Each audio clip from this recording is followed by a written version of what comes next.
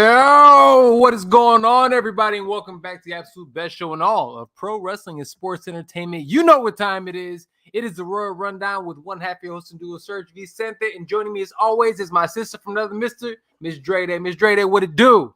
Hey, y'all, what's going on? There has been, we had a week off, but we are back, and so much has happened in the world of professional wrestling. But before we get into that, I want to say thank you everyone who's watching live right now. Please do us a favor, like this video, like, share, and subscribe. It helps the algorithms do that for us. Let's make that happen. Also, do yourself a favor as well. And if you like what we did, you see we have merch. We have multiple things.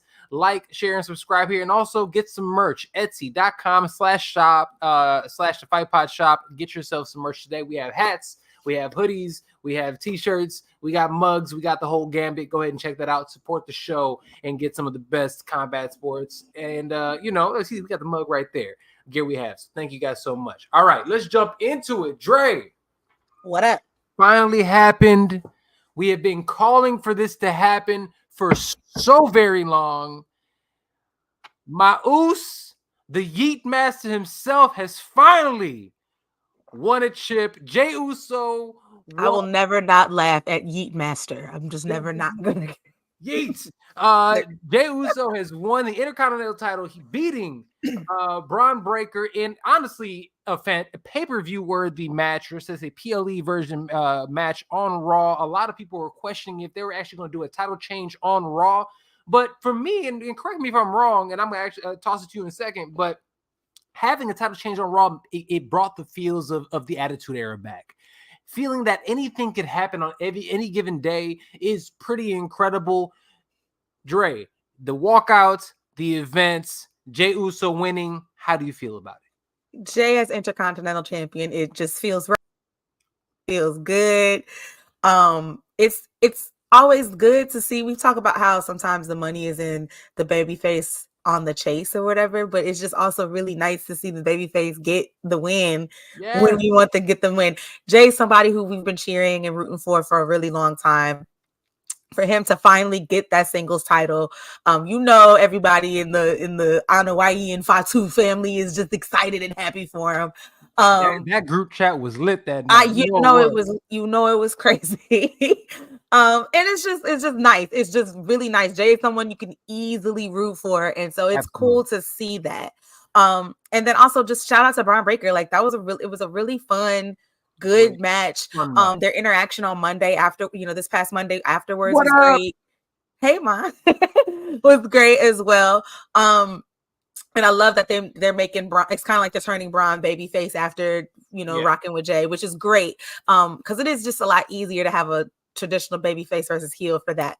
For Jey to get the win, and then people love Braun. Braun gets a very good, positive reaction. So making him a face is wonderful. So I love to see that. So I'll just, 2 thumbs, yeet all day long with that. We love the decision, and we love to see what's coming up next for Jey is going to be, it's good times. It's continuing a legacy, absolutely. He is the rivalry. I want to say he's the 5th member of the Anoa'i family to actually have the Intercontinental title. Which is really dope to see. His father, obviously, The Rock. Not his father, The Rock. His father, Rikishi, The Rock, Roman Reigns, Umaga, and now Jey Uso have all held that title. And again, all the members of that family who have actually held that title are huge superstars. Right. They are huge superstars. They are Hall of Fame caliber people, and I think that's where we're going to get Jey in the very near or distant future, hopefully. But it was, the match itself was fantastic. Yeah. Watching again, there are moments that in professional wrestling where they got it right, and the crowd was into it, loved it, and you can see it. One of the only other crowd reactions, well, I can think of 2. Obviously, Kofi Mania when Kofi won, how everybody was lost their minds when Kofi won, but also my personal GOAT, when Eddie Guerrero beat Brock Lesnar, how the crowd went insane. If you actually see the back, it was a very similar feel to that when Jey Uso won. But you teased it. Let's jump into it. And when Biggie won Money in the Bank and when also Biggie won money, absolutely. Oh, watching him, that's flexing up with all his muscles and everything, doing his thing. It was a beautiful thing to watch. We'll talk about Biggie very soon on the show, so stay tuned to that, guys. We'll talk about Biggie, but let's talk about this. What is next for Jey Uso? After we saw it the following week after he won, Braun Breaker comes in there, does a babyface turn, and it's funny in the infamous group chat. I have to pat myself on the back when I was the one that's like, hey man, I feel like we might be getting a babyface turn. And as soon as that happened, he literally did his thing. Jey Uso blesses him with, hey, there's some dogs in the house. There's some dogs. People are woofing everywhere with him. I thought it was really, really well done. It was great. The Alphas and the Qs made peace. It was beautiful. Alphas and the Qs made peace. Yeah. It really does look and feel like that. It does. Jey is one of ours. By the way, his merch, that black and old gold merch. Serge, I fully expect you to have that shirt on in this show before the end of this month. Like I'm gonna be disappointed. What happened? Be disappointed. I was like, oh, they made a black and gold one. Oh, I know someone who's gonna love this. Oh man! And then when you saw him walk out with it, it looks fantastic. He already throws up the A5. I mean, it does. It's a beautiful thing. Salute to Jey. Salute to the Qs also, and Braun Breaker doing this thing. But let's talk about what's next for Jey Uso. We already heard that Xavier Woods is actually going to get the first crack of his Intercontinental title. Now, before we get into that, how do you see this run with Jey going? Is this going to be a long-term run? Are we going to get a Gunther-esque type of run for Jey Uso? I personally believe we should, but I don't always get what I want. But do we also believe that, or is it going to be a short-lived title reign? How do you see this playing out? What do you feel is next for Jey?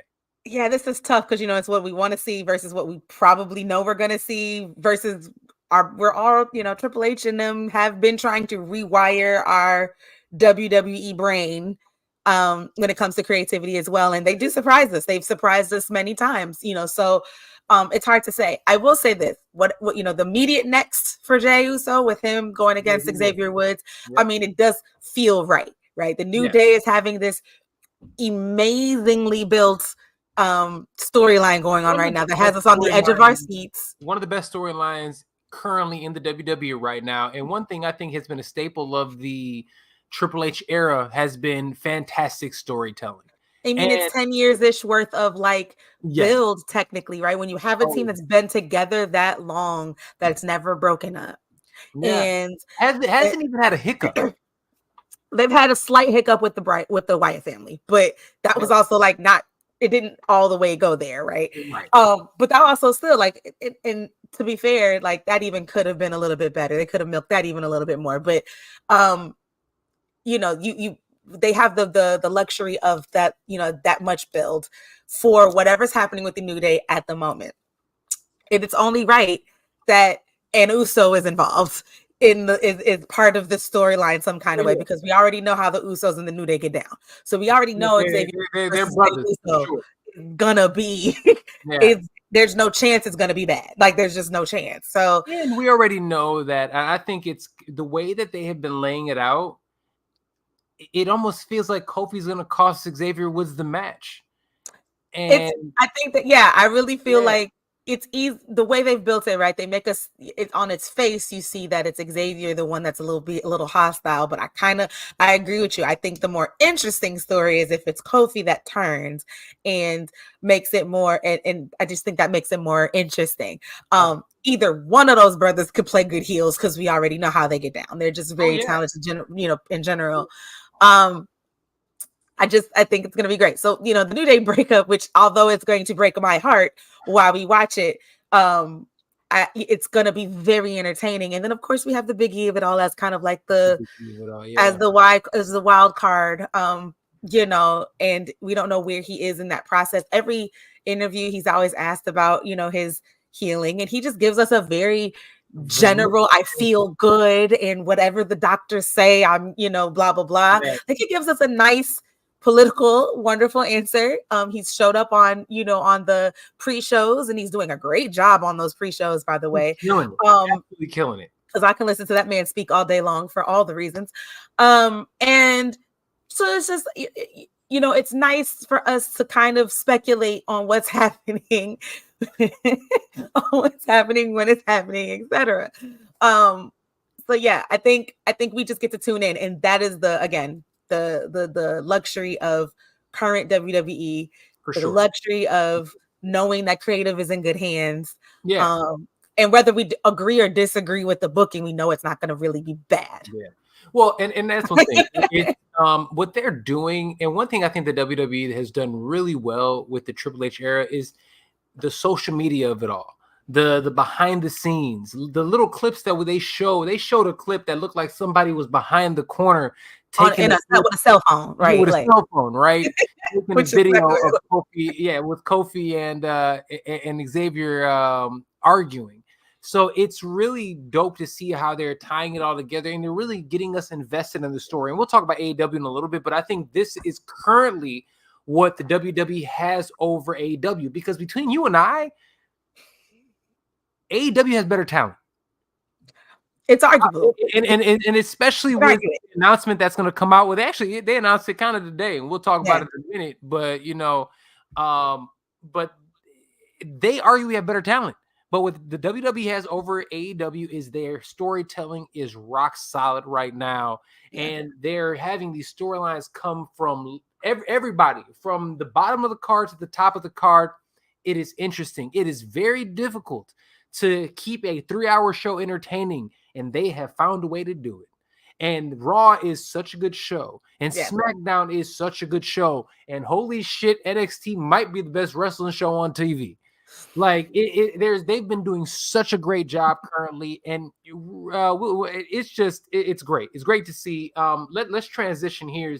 We'll stick with WWE before we transition to AEW, but NXT is currently on the CW.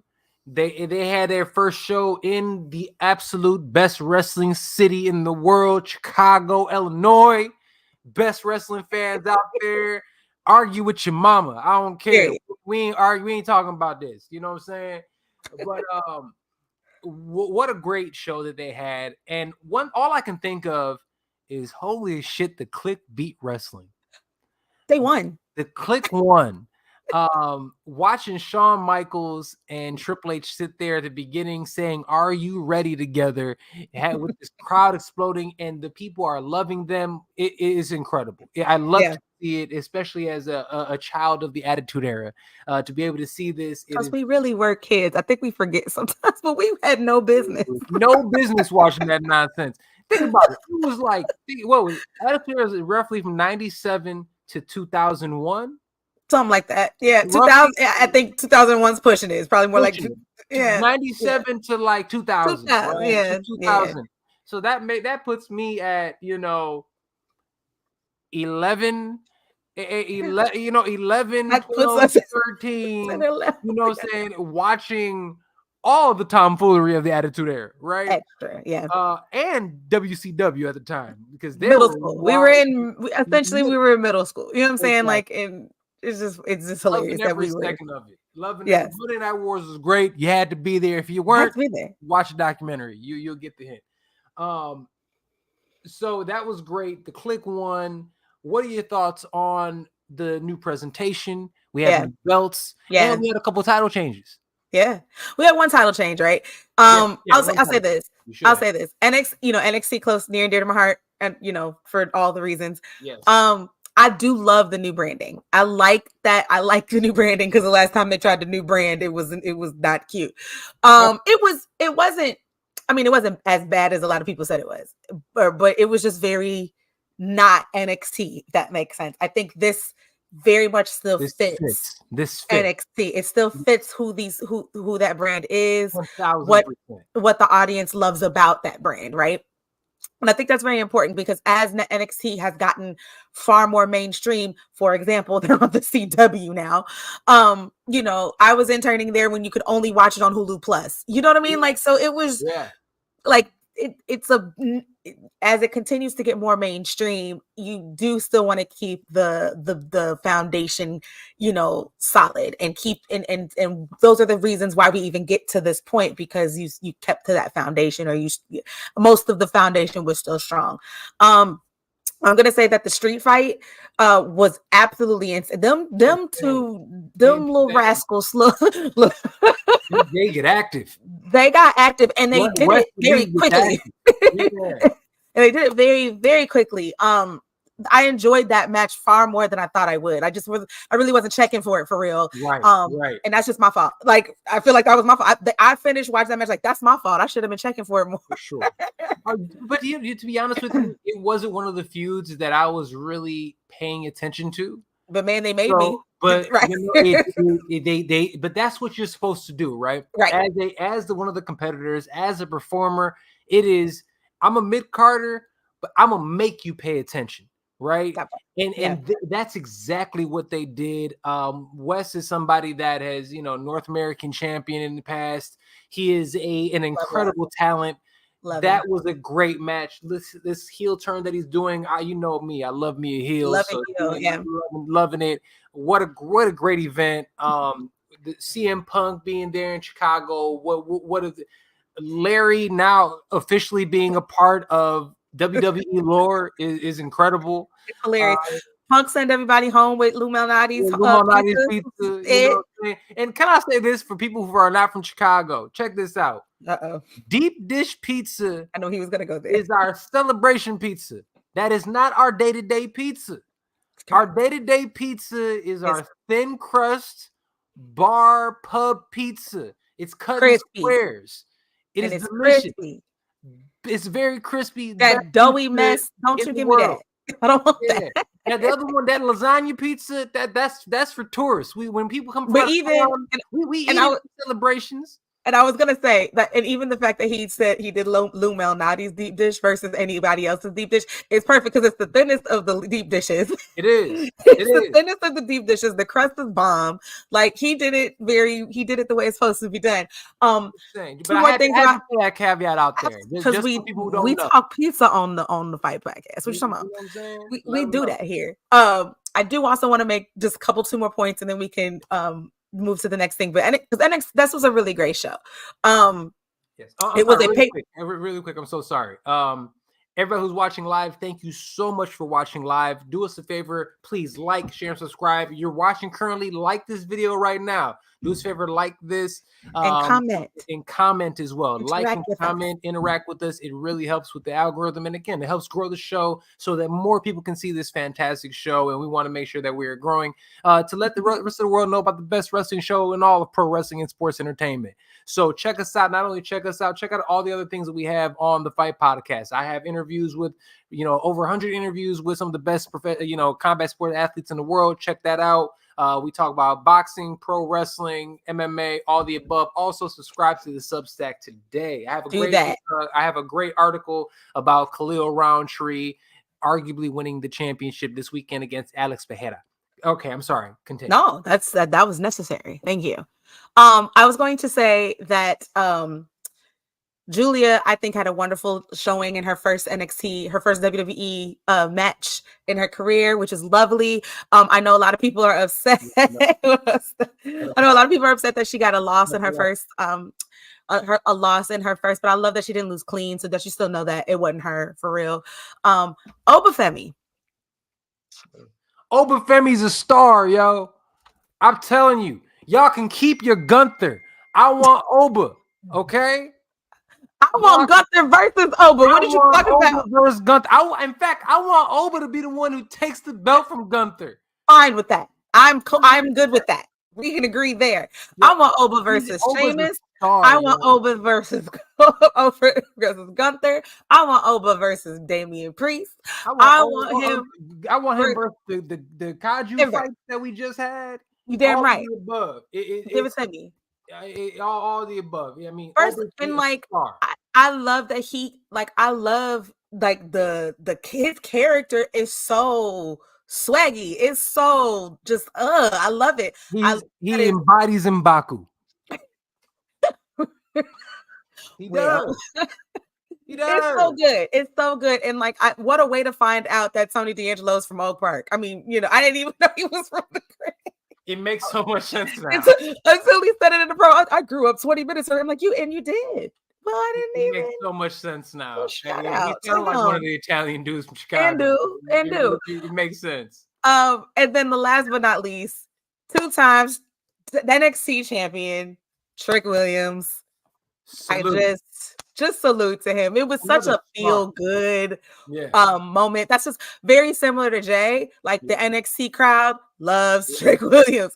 Like, so to me, someone said on Twitter, he's like, I need Trick Williams versus Jey Uso for the crowd. Like that's the title is for the crowd. And I'm like, yes, I would actually watch that because they're just 2 people that are very easy to easy to love. They're easy to root for. And I mean, the match was also great. Shout out to Ethan Page too, All Legal Ethan Page, because I've been a fan of his since his AEW days. So very good. Really NXT on CW, I think it was also a success for CW, as they mentioned. I think it's the highest rating since The Flash or whatever. And I'm like, here, let me. I thought I had it pulled up, but it was. I was trying to see if I find it, but I think it was 44% higher viewing than any other NXT of this year. It was a great show. Yeah. Obviously, the crowd, they chose the right place to do it. Chicago is the absolute best wrestling town in the country. It is the only place in the country that gives you the same feeling that you get when you're out of the country for, the same crowds that you get in Lyon, France. Or that Puerto Rico crowd. Puerto Rico crowd. You get the Wembley crowd. Every time you're in Chicago, you get that. It is an educated. Chicago has the most, and not just sports fans, because sports fans in general, we have some of the best educated sports fans out there. But the crowd was hot. It was incredible. Love to see it. Salute to NXT. Salute to WWE. They are currently killing it right now. On most things. We do have Bad Blood this weekend in Atlanta, and look, we're going to talk about it. We're not going to break down this card. We'll talk about it next week when we're able to kind of talk about the winners and everything. But it was highlighted this week, and I think it's something that we have talked about on the show multiple times. And I'm going to pat myself on the back and say, check it out. I was the first one that said it. I said it from the jump that we have no representation on this card. How is it possible that y'all in Atlanta and there is no black talent competing on the card? You miss me with that Cody Luther King nonsense. All right? Miss me with that. How is it possible that we have 0 black people on the card, WWE? And again, we've said this time and time again. Do I think Triple H is racist? No. I'm not saying that. What I'm saying is that the WWE, especially when it comes to black male talent, they have a blind spot and they do not utilize them in the way that they should. And fortunately, I said this months ago. He really did. He really did. And like the word we're looking for is unconscious bias. I think they have an unconscious bias in this regard. And I can now agree. And like, And I was going to actually bring this up. I'm genuinely, literally in my next breath. I think it comes from, you have to remember that most of these, a good portion of the people who work in the wrestling business, right? Let's just say they're majority our age, which means they grew up watching the same wrestling we watched. Yes. And so unfortunately, some of those same blind spots and biases are going to be present. Now, the hope is that somebody can turn the corner here and be like, hey, and point this out. Hey, you're not seeing this. The cool thing, I'm going to give them half a piece of a prop here, is one of the answers to this problem is they booked Bianca and Jade to be the hosts of Bad Blood. I said half a piece of a point. Just rock with me. I'm gonna let you cook. Half a piece. I said, okay, at least I don't have to go through the entire day, the entire show, and not see nobody that look like me. Right? That's wonderful. Great. We're gonna see Metro Boomin is like Metro Boomin is sitting there next to Cody. It was so in the commercial to me because it's just like y'all gonna go out there. I don't know if it's performative in the same way as I understand what you mean. I'm sorry to cut you off. I don't know if it's performative in the same way as we normally see. Like, what's going to be performative is they're going to add Andrade versus Melo Game 7 to Bad Blood this week on Friday. That's performative. That's the thing. It should first of all, yo, if we are talking about some of the best collar and elbow that you want to see in professional wrestling right now, those matches between Andrade and Carmelo Hayes have been wonderful. And my point is, they should add it. Like, don't get me wrong, performance or not, is invited to the barbecue. Okay, NXT is the blackest show on television. Such a black show. Appreciate it. Red gonna be in St. Louis next week. Like, come on, you know what I'm saying? We got people yelling "whoop that trick" at the top of their lungs at the sold out stadiums. It's the NXT song is a million. It's Lil Wayne and 2 Chainz, and it's a great choice. Great choice. Anywho, my point is, like, I'm not saying that they shouldn't add it to Bad Blood, because it absolutely should be there, but we should have. The way they're telling the story, they're trying to tell the story as if they weren't planning on going to 7 matches, but they should have just said, we're going to 7 matches, and like Game 7 at Bad Blood, like, let's do it. And they should have told us 2 weeks ago. That could have opened up the card. That could have been but they could have told us 2 weeks ago. Exactly. 1, I mean, granted, and so I'm with you on that. I just don't think it's as. I think I do like. This is what I do like: the simple fact that the report came out the other day was that it has been came to their attention. They acknowledged it and are looking to change it. Yes. That works for me, because it's so hard to. There's so much chatter on the internet, especially the internet wrestling community, and most of it is ridiculous. Most of it is foolishness. But for them to be able, whoever's watching it, whoever's brought this to Creative or Triple H's attention, was able to weed through the foolishness and go, hey, actually, this is some sense here. We should listen to this. Absolutely. And then for them to be like, yo, we really should. That gives me a little bit of hope. So that's why I won't call it performative in a traditional sense, because we want them to fix it. So if we want them to fix it, and they got, they have one more TV show to do it before it's time, before Bad Blood airs. I was saying more so that, and what you're saying is totally valid. Totally valid. What I was talking about is, before they acknowledged the fact that they had this blind spot, them getting Metro Boomin and everything, it's like, we want your culture, we want y'all to perform here, and we want y'all to see us, and we want to get your viewership and your dollars, but we don't respect your community enough to actually have you guys in the event. That's what I looked at it in terms of that. So it's like, but that's why I say it's unconscious, because I don't think they meant, and the talent is there. It's right there. To the point that we have lost black talent in WWE. And still have a good amount. And still have a plethora. More than we're used to seeing, more than we used to see when we grew up, right? Like, but okay, but again, I digress.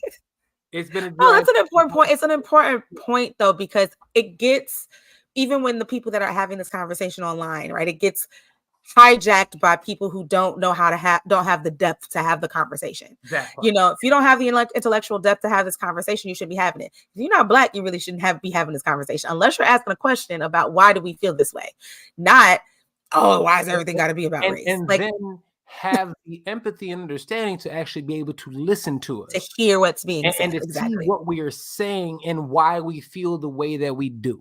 Exactly. That is one thing that not only is an issue that's just an issue in America right now in general, just as a whole. I mean, I don't even want to get into it. Yep, all that. All these, right? All that. But look, I'm glad that they have acknowledged it, and I'm hopeful that we will finally get to see that push that Montez Ford and Doc deserve. I hope that this feud with the New Day is elevated to higher and higher levels. Give me more. We just want more. Carmelo Hayes ends up winning the United States Championship.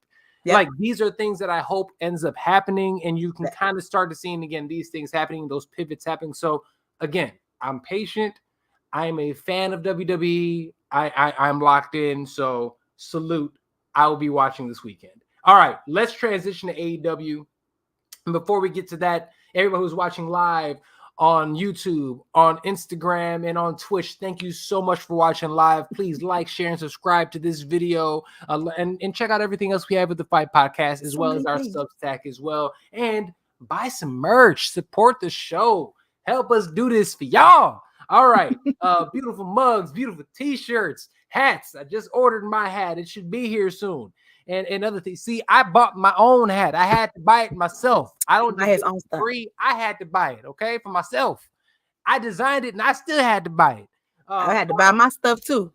You know what I'm saying? Support the show. All right. Let's transition a little bit to AEW. AEW, guys, if you have not been paying attention, have quietly been killing it, okay? You know, Serge got to whisper because he be real. He watching them with a critical eye. He watches them with a critical eye. I've always said this. I think when it comes to old collar and elbow, they are the best of the best. But storylines have been ass to be fair. But watching what they're currently doing, the talent that they're bringing in, some of the stories that they're certainly developing. The you know, Moxley and his crew, you know, Dead Poet Society Mox and his crew, you know, versus, you know, Bryan Danielson, having Ricochet and what's going on with him and Takeshita and Billy Ocean Spray. Billy Ocean Spray. Yeah, Will Ospreay for those for the uninitiated. And everything else they have has been fantastic. There is an embarrassment of riches when it comes to talent in AEW. And this past week was no different. This Wednesday, there was the 5th anniversary show, and it felt like a pay-per-view. We had, you know, Will Ospreay and, you know, Ricochet giving us their classics, right? Having a great match to kick off the night. We had, obviously, the Blackpool Combat Club and Mox go out there doing their thing to Danielson. And so much happened. We had Bryan Danielson versus Okada. Bryan Danielson on a Wednesday. Okada on a Wednesday, people. I mean, what real casual on a Wednesday, right? Like, I mean, these are legends. These are two legendary characters that we ran. It's on YouTube. You can just go on YouTube and see it for free right now if you want to. It's incredible. Go ahead and check that out. It was a great match. Dre, what are your thoughts on AEW and the past 5 years? I mean, it's been a fun 5 years. Let's just if I can just sum it up. Yes. It has been a fun, transformative 5 years. And like AEW's existence is healthy for the business. It makes everything great for wrestling in general. Like pro wrestling has elevated because of their very existence. Of course, everyone goes back to Attitude Era and WCW, and they do all this comparing to them because that's what we're going to do, right? We just can't help that. Yeah. But I think in the last 5 years, I think AEW has done a really great job of reminding us that that's not who they are, while also honoring the fact that they understand that people are going to think that when they see them, i.e. Sting, right? Sting, which I also want to just give them a shout. I think in 5 years, I think the whole handling of Sting's retirement, his comeback and retirement, is their greatest success to me, because I think every wrestler of Sting's caliber, of Sting's generation, right, would have loved to retire in that way. Absolutely. You understand what I mean? Like, especially after his last run in WWE didn't go very well. Especially when it was, that was cool when it happened, and then it kind of Voldemort didn't help with that. That's all it was. So the fact that we even got to see, when I distinctly remember in the middle of the pandemic when he returned, and it shocked everybody, because like, what do you mean this is Sting? And then I just think that the way that they handled any match he wrestled in, anything he got involved in, and then the retirement of it all, is exactly a legend of his caliber deserved that, and AEW handled that beautifully. He was in fun matches. He was in high stakes matches. And one thing he did, he had big spots. Yeah. He would do these big spots. He would do these splashes from it. No way, no 60-year-old dudes out here supposed to be jumping off the stands onto. And he spread them out. We were always surprised when it happened. It wasn't like, oh, and now it's gonna happen. No, we were like, dude, bro, you are 60 right now. Dead Post Society Mox bleeding. Oh, it happened again. It's Random Wednesday. You don't leave my guy John alone. Dead Post Society Mox. But I just think who goes there as I smack it you in the face. His promo last night was. I want to know what you thought about it because I thought it was lit. But anyway, it was good. It was good. I think because I thought you might like. I'm like, there's some extra oomph to it. And I think Serge might actually like this.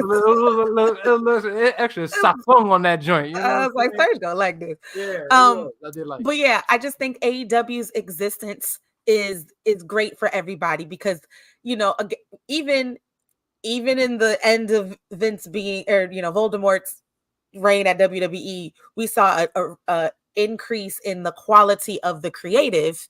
Well, because there was someone else lurking around. I'm glad you said that, and I'm sorry to cut you off because it's just like I'm so happy that you said that because the reason that we remember the Attitude Era so much was because of WCW. It was the Monday Night Wars, right? It's because we had two options that were both fantastic, and we don't get DX without NWO. 1000%. We don't. I mean, it was literally half the clique and the other half of the clique. That's really what it was. Right? But they had someone had to say, okay, fine. And exactly. He was getting his butt kicked over, and he was like, all right, fine.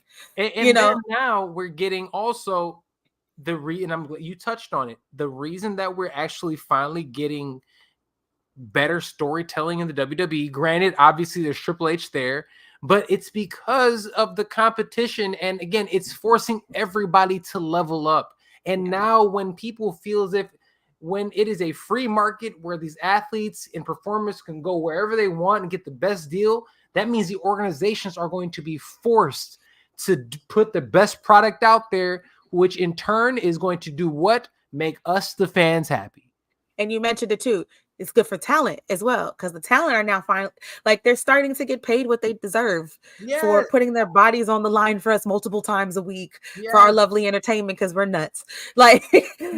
So it's just AEW's very existence and its success for the last 5 years is great. And as a wrestling fan, I want everybody to win. And I enjoy both products. I enjoy WWE and AEW for different reasons. Absolutely. But and that is so cool because I can honestly say that, yes, I paid attention to the indies and I paid attention to New Japan a little bit when I heard some chatter on social media or whatever. I'm like, oh, let me go look at this Kenny Omega guy. I keep hearing his name. Let me go look at this, Ricochet dude. I keep hearing his name before he signed to NXT or whatever. But it's like, AEW really kind of helped me find a whole new crop of talent that I kept hearing about, but didn't actually go and watch for real. And so now, that's the other thing too. So I'm just like, it's great for everybody. If you're a wrestling fan, you want AEW to be a success. That's why them signing their new deal with Warner Brothers is wonderful because now we have more time with them. We have more time for the industry to continue to grow and to be even better for everyone, including the talent, because they deserve to be treated better than they have been historically.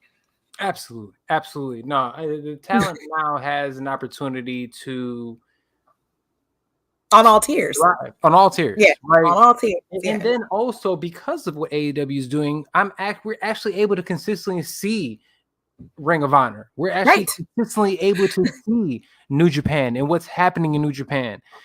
Because these were guys that it felt like it was just this mystical thing that was happening over there. You had to go search it a little bit. If you weren't really watching for real, if you didn't have the time to watch wrestling 7 days a week, you had to go find it. You had to go find it. And the AEW gives you more reasons to go look for it. And that's what they do well. Only thing that they need to do better, in my opinion, we've talked about this, is they need to do a better job in terms of storytelling, and hopefully that happens. Now, really quick, I want you to touch on this. Yes. Let's talk about this new Warner Brothers deal that they're doing. Oh, you're just gonna put me. Yep, go ahead. All I know is that they signed it, and that's gonna be great. No, I'm looking forward to it. I think it's dope. They're still, Dynamite and Rampage will still be on TNT and TBS. Yep. I do believe there is something going on with pay-per-views potentially on Max for like there'll be like a potential tier on Max, which I'm here for because let's be clear, how many of us want to pay $50-some for a pay-per-view? Nobody. But if I'm already paying for the streaming, I'll pay for that. Look, now I don't have the hookups like you got them. Okay. I don't know what you're talking. I ain't got no hookups. Don't come looking for me, people. I don't got shit. No, but I think that'd be great. And I will say this, like, when WWE had the WWE Network and they put all the pay-per-views on the network and then they switched to Peacock for same, like that was just so, call us lazy, but it was just so convenient. It's just so convenient and it's nice. So if the pay-per-views for AEW can be on Max at some point, that's convenient, and I love that for me. And I don't have to fight with Bleacher Report or whatever to get it on my screens at the crib. No kidding. Seriously, that is a thing. All right, that's awesome. AEW is killing it, and one thing they are killing it again is it finally seems, because of some of the talent that's coming over, we're starting to get some of the storylines that we kind of craving over AEW. And one thing is, it seems like we might be getting the return or a new version of the Hurt Business. We had MVP, who is now All Elite. He is officially. Shelton Benjamin is officially. Yes. He's a business associate of MVP. In that suit. Mm-hmm. And then now reports are coming out that Bobby Lashley has officially signed with AEW as well. Yes. What do you think about this? How do you feel? Yes. All the above. Yes. I love it. I think it's great. And I was also we'll talk about this in a second. Yeah, I'll touch it. What I want to say is also in the segment last night, MVP came up to Camille and Mercedes, gave them his card. Yep. Mercedes, I'm gonna say this. I hate to say this, but I'm gonna say it. She needs a manager. She needs somebody talking. I was gonna say it a little nicer than that. I was just going to say that her being a part. We've talked about this a few weeks ago. I was like, I think that something needs to tweak a little bit about the CEO character, and I think that would be the it. like that would be hilarious. Not quite. That's still NXT. Yeah, that's very much. Like, that's NXT, but they keep going. They might be there. Listen, I just think yes, and like. I think that Mercedes being a part of the new, I was gonna call them just the business, but great. I heard about the syndicate thing. Maybe the new whatever it is. Yeah, they just call themselves the business. The business. Period. Like that would be so lit. But anyway, cue music. You need to be in somebody's writing room, Dre. Just saying. But I think that would be great. And the Hurt Business didn't get to do everything they should have been able to do because A was the pandemic, B what's his face was still head of creative, so I don't think they got to raise to the do as much as they could have. Bobby Lashley, I saw Bobby Lashley in Chicago the week of All Out, and so I was waiting on his behind to come into the thing, but he didn't come on the camera. But he was there. Dre was at All Out. And I get a text message. This was the day before All Out. I was outside. She was outside, right? She was in these streets. And I get a text. Yo, I just seen Bobby Lashley with the eye emojis, and I'm like, yo, Bobby's signing. Right in that moment, we were both like, we both did the math. Like, so what is he doing in Chicago on this particular weekend? Right? It makes so much sense. And then obviously when you seen MVP pop up over there, I was like, it's definitely happening. I seen Shelton Benjamin. I'm like, oh, I see. I'm picking up what you're putting down. I know what y'all doing. Yes. So it's great to see. I think that the Hurt Business should have been just as big as the Bloodline. They had the talent. They could have easily. Talk spicy, Serge. Come on. People want to. We were trying to say, oh, there's no reason why the Judgment Day should have been bigger than the Hurt Business. It is just what it is, and honestly, it is getting proven right now because don't do that. Dudes look like I'm gonna say it. These fools look like they just main eventers. Now they should be on Main Event. Oh, that's on Hulu. They don't even look like they should even be there. I hate to say it, when you got JD McDonough and you have Carlito, who I love. He's not Carlito. He's not being utilized to his extent. And then, dude, Finn Balor doesn't need to be there anymore. Finn, go off, do your own thing. Go off and prosper. I want to see, honestly, I want to see Dom be Dom. Let Dom go do his thing. Go forth and prosper, young man. You went to college. You had your years. Now you go out there and cook. You know what I'm saying? Let Dom just be the Achilles heel in WWE without everybody else. Let him snatch up everybody's girl. Let him go out there, do his I'm not Mr. Steal Your Girl. Let it happen. You know what I'm saying? Like, I'm telling you, because the rest of Judgment Day does not need to be there. And then on the other hand, if I look at what's going on in NXT, I see oh man, why am I blanking on his name? Other dude from Hurt Business. This is a smaller one who was just Cedric. I love Cedric. Is looking like the uncle that was supposed to be there, looking like Unc out there cooking in NXT. Cedric is amazing. He's Shelton Benjamin is amazing. These are stars, and the WWE just again the blind spot that they have did not. No, never rephrase that. That was Vince McMahon. The racism there, I'll stand on that. But I digress. Hurt Business. I think they will finally be able to get their due in AEW, and I cannot wait to see what happens next. I will say this, and I'm not trying to put the doubt in everyone's head, but I will say that the only Judgment Day is mid, son. I didn't even go there. I'm not even going there. I want them to be done after Bad Blood. I would like Rhea to do something else, and I want Damien to do something else. Women. I'm tired of her nonsense with this Judgment Day. Rhea, you're a talent. We have 37 women tag teams.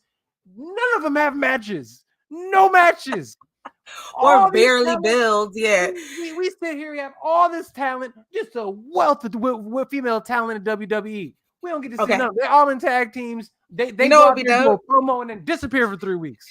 You know what would be dope? There'd be no reason for this, but like storyline be damned. But you just hear me out. You know what would be dope is if we both think Rhea should lose on Sunday, right? Yes. Rhea versus Liv. Liv got to look strong, so she got to keep the title, right? Yes. Wouldn't it be lit if she lost? If Rhea lost because Naomi intervened and did something because she's just decided to just let's cook. Lose it. I was like, there's no storyline reason for this. I'm just let's cook. Let's just go. Let's just go over here somewhere. I just need you to go because Naomi has been booted to Raw anyways. Right. So let's just go over here real quick. I want that title shot. You trash. Like, let's have the women wrestle the women and let's continue building on storylines. I'm sorry. You had to go there. But the only reason I have faith in I am optimistic about the Hurt Business in AEW is because of how they've treated Swerve, right? It's how they treated Swerve. Swerve was our world champion. You know what I'm saying? They really had the wrestler of the year in 2024. Like Swerve was the, like you said, arguably wrestler of the year for 2024. He had great matches and good storylines to go with his matches. Like, so the rare, I don't want to say rare, but this was one of AEW's actually storyline building successes this year was around Swerve, right? Yeah. And Swerve is a black man. So it's just nice. I'm just gonna keep smiling when I say that. But it's just nice to see that can happen here at AEW, right? So that's why we could be optimistic for Bobby Lashley, for Ricochet, for Shelton Benjamin. We could be optimistic for Private Party, who Party cooking. They're looking good. Private Party's trying to get the title shot. My boy Ricky to come back. I don't know what's going on there. I don't know what's going on with Ricky right now. Yeah, I need wherever Ricky lands, I want him to be great because we love Ricky. We love Ricky Stocks over here. I'm telling you, I'm here at the edge of it all. Listen, we'll talk about that. Adam Copeland out here hating. I did not hear that anywhere. I didn't read that anywhere. I need to hear and read whatever you read. Anyway, because I love Edge. I don't hear any of that. Just saying. I don't know nothing. You better put a big old allegedly on that because I love me some Mr. Copeland. Allegedly.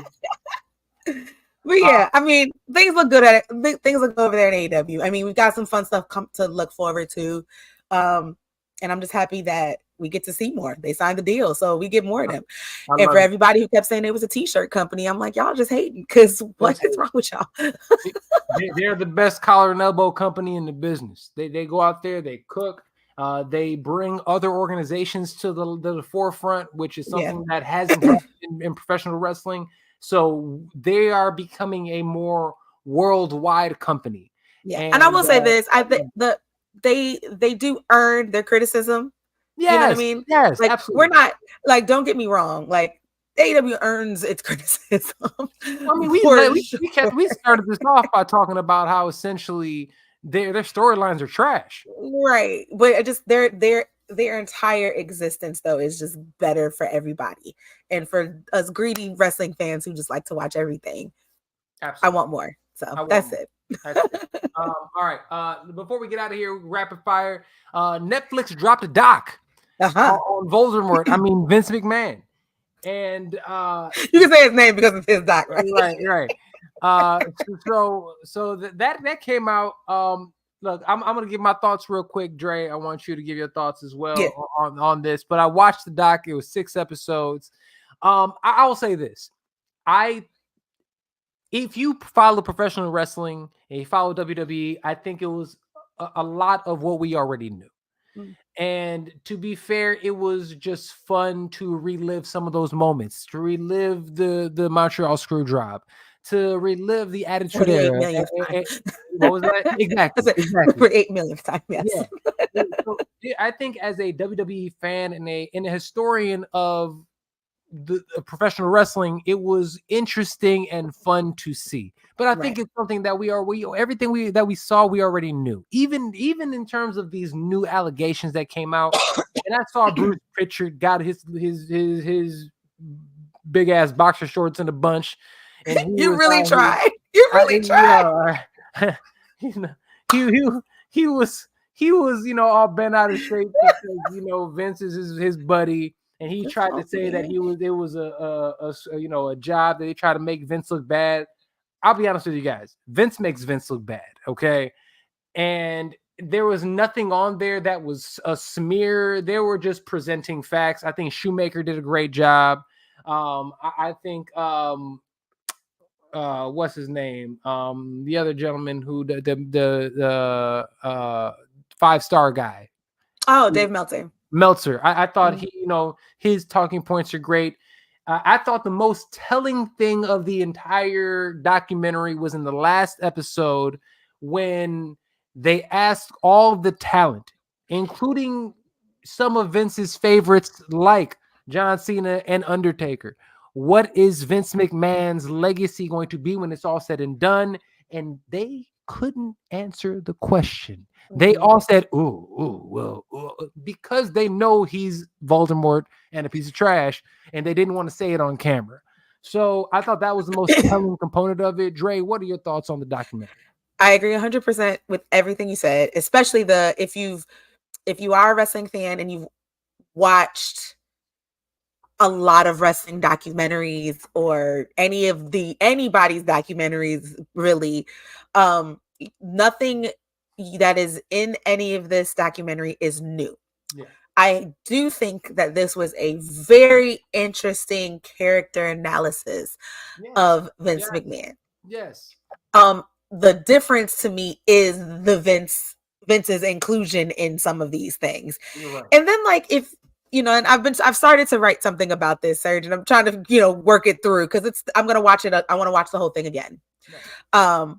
But like the wrestling business and this idea of work versus shoot, right?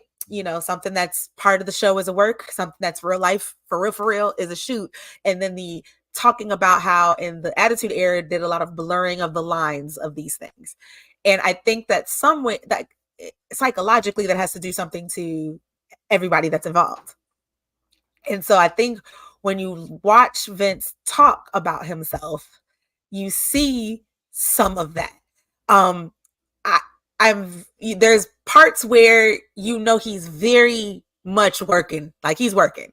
He's trying to make you think he's not, but he's absolutely working. It's so evident. It's so interesting to watch him go in and out of that. It's really interesting to watch any wrestler go in and out of that. I will say this. The person that I think came out looking the worst in that documentary was Hulk Hogan. Oh, he looks like the biggest piece of shit that you can. We already knew that. He's a racist asshole. He's a piece of trash.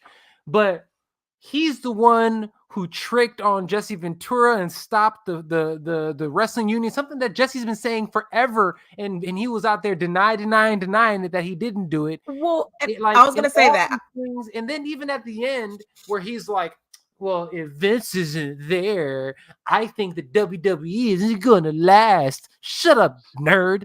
Go away. As we're watching this documentary on today, and Vince hasn't been there for about a year or whatever it is. So, like, exactly. And they're as successful or more than they've ever been. And like, I understand the Stockholm syndrome of it all for like the talent, like The Rock and Cena and Undertaker or whatever, because they feel like they would not have what they have if this man didn't hire them, essentially, right? Like, if we're just gonna break it all down to the bottom of the base, they don't think that they would be as successful of a person, of men, as they are without that person. And so I understand, and I actually feel for them in that regard, because to be not just successful, but like the most successful you could possibly get in that particular industry, those men are Hulk Hogan, Rock, Cena, Taker, Stone Cold, right? Like, you can't.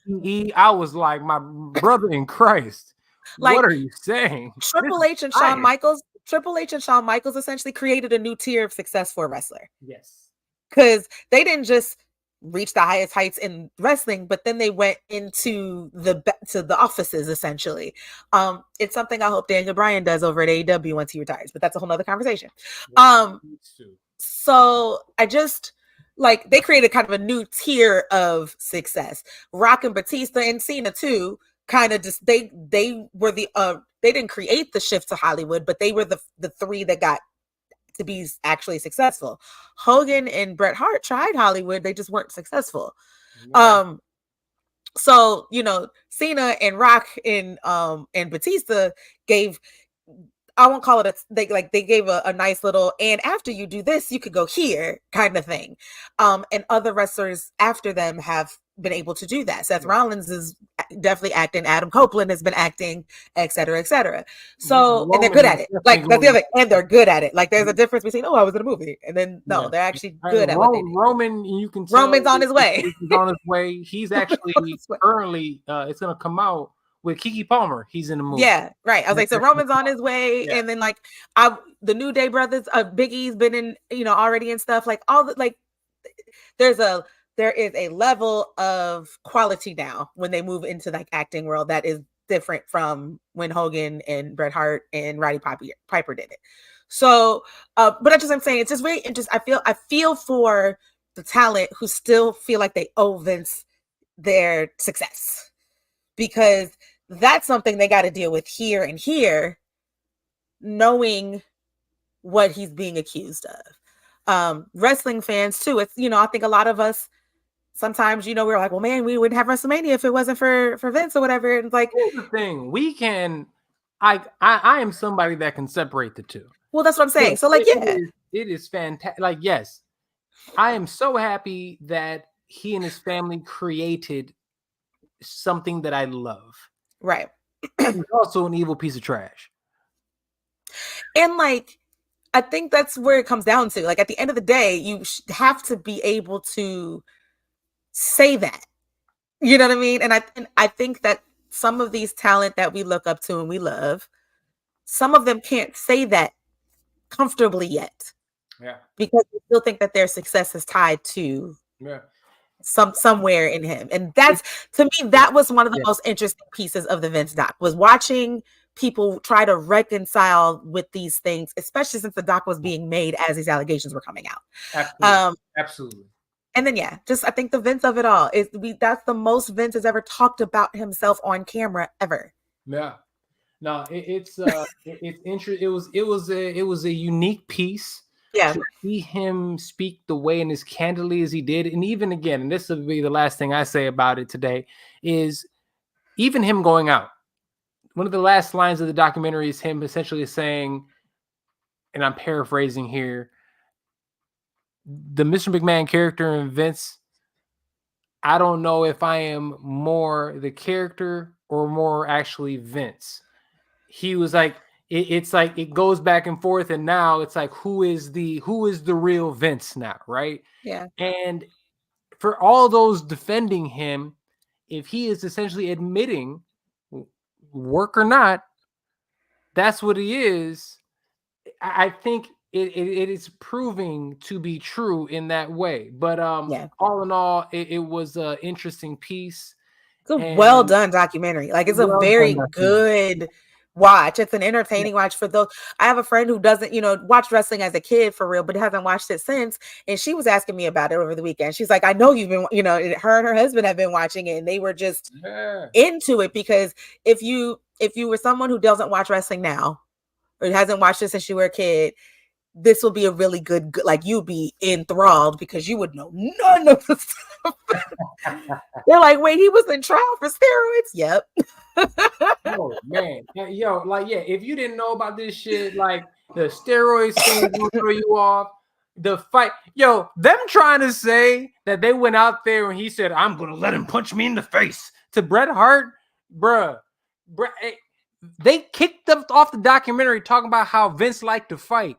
And Vince, he grew up being scrappy and stuff. He went there thinking he was going to be big and bad, walking in there, and Bret Hart whooped his ass. All right. By the way, Bret Hart, you almost forget, was I love him. jacked back in the day. Yeah, and I love Bret Hart. Oh, Bret's great. He was. I really do hate what ended up. I feel like, how his career ended up in WCW and everything, but he's one of the absolute legends of the game. Love. He's Bret one Hart. I wish. He's one when I talk about Sting's retirement earlier, like, I think that Bret would have been one of those to like, if he was healthy enough, he would have gotten something like that, because like that's what he would have been a part of. The other thing I was going to say is that Bret Hart gave me cream for my coffee one time backstage at NXT, and so I was best cup of coffee ever. I was like, I literally wasn't paying attention. I was just at the Keurig, like, trying to get my little coffee before I ran to do more things, my little intern things, and I just hear this. I see someone hand me this. He's like, "You need creamer?" And I was like, "He's like French." He goes, "French vanilla." I'm like, "Oh yeah, sure." And I look, and I go to look. I grab it, and I look up, and I'm like, "Thank you, Mr. Hart. I appreciate that." Just gonna. That's awesome. Thank you very much. I love it. Yeah. So Bret Hart is good. Bret Hart is always the man in my book. Always the man. So one more time, salute to Jey Uso. Jey Uso, I will say this. I came back into professional pro wrestling. It was literally the Thunderdome era. It was the pandemic era. I jumped back into pro wrestling, and it was because, again, there was nothing else to watch. So I jumped back in there, and it was really, really dope to see. But out of all the characters, everything that was going on, Hurt Business was killing it. Roman was back. It was Jey Uso that really was the one who got me back into pro wrestling. And to see him finally at the top of the sport, getting the IC title, salute to Jey Uso. Salute to WWE and AEW. 5 years of AEW. the sport is better because of it. Salute to them and everything that's going on. Yes. I have a question. I have an answer. What's going on? Is Jey McMahon coming to AEW? God, I hope so. That's the type of tomfoolery that I love. Give me that fucking madness. Yeah, hell yeah. Let's see that shit. Oh my God. Hey, how much you want? Chaos. How much you want for that man bun, bro? Want for it, bro? What you mean? What I want for that man bun, bro? It's good. Go ahead and take yourself a couple 2 years like your boy. I'm crying. Let this joint grow. What I'm saying, that's that black and Puerto Rican. If my pops has a man bun in the next year, I'm about to punch you in your face. let it flow. You know what I'm saying? Right. But nah, man. Do I think Shane's coming? I think it'll be fun. I think it'd be fun. And I'm Goofy Wrestling for life. So for life. And if he's the one, controlling Mox and them society, Mox, I'm here for it. I love it. All right. Anything else you want to touch on before we get up out of here, Dre? That was my last question. I was like, we can't leave without at least touching that. We have to just, and we'll come back to it. Right? Oh man, that's great. All right. Well, with that being said, this weekend there is a paper or a premium live event. PLE, if you will. You write a PLE, if you will. Bad Blood in Atlanta, Georgia. So check that out. That's going to be a really, really fun event. So we'll check that out. We'll break that down next week on next week's show. Like we said before, please like, share, and subscribe to this channel. Like this video. So again, we work with the algorithms. We get everything up and rocking. Really appreciate you guys. Love you guys. Thank you so much for paying attention. Also, do yourselves a favor and get yourself some merch. Etsy.com/shop/thefightpodshop. You're able to get yourself some merch. We got t-shirts, we got hoodies, we got sweatshirts, we got hats. We have so much more. Check it out. Support the show there. Prices are, reasonable. I ain't trying to hurt you with it. We just trying to get, a little support so I can get better equipment. You know what I'm saying? Little something. So go ahead and do yourselves a favor. Check that out. Appreciate y'all. And yeah, love y'all. I'm SERG Vicente. That's my sister from another Mr. Miss Dre Day. And before we get out of here, like I said, listen to the man. Tell him, my boy Ricky. What we listening to? This is Absolute Ricky Starks. I'm letting you know that you are listening to the Fight Podcast.